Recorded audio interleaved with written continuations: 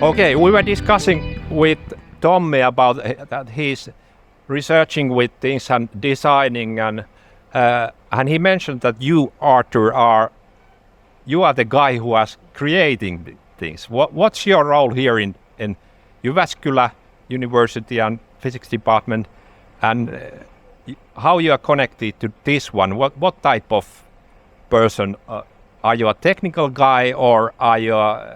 What's your background and how you are related to this? So I'm doing my PhD here in Jyväskylä in the JYFL research group, and part of my PhD project is actually to design, to build, and to commission this ion trap for FAIR.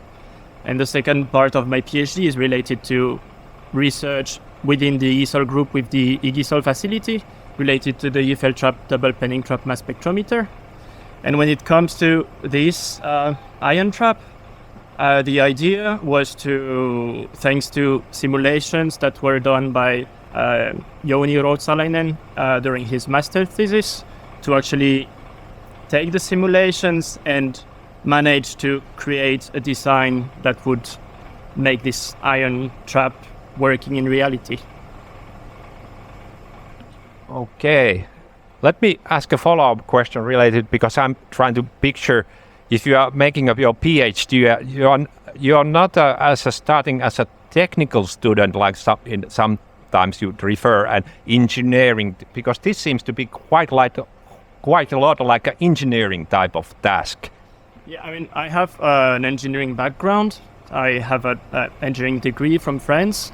And the thing is that with that kind of ion traps, there's a lot of technical development to do to actually make it work, but there's also a lot of physics behind. So then that was kind of a good compromise considering my background, because I could do both physics and technical development at the same time when it comes to that project. Okay. So now I'm starting to understand. So you have a hybrid Let's put it that way. Yes. Hybrid background, like an engineering and a researcher type of combination, which is needed. Yes. Usually with these type of things in CERN, and also in the future here in the FAIR Research Center. Yeah, I guess that's quite useful set of skills for that kind of projects. Okay, well, I asked Tommy about the future after this finally gets to Germany and for this. Do you have any plans, or is it still open? What's how you see your future related to when this goes into action in FAIR? Are you still involved in this research? I mean, if I'm still in the field,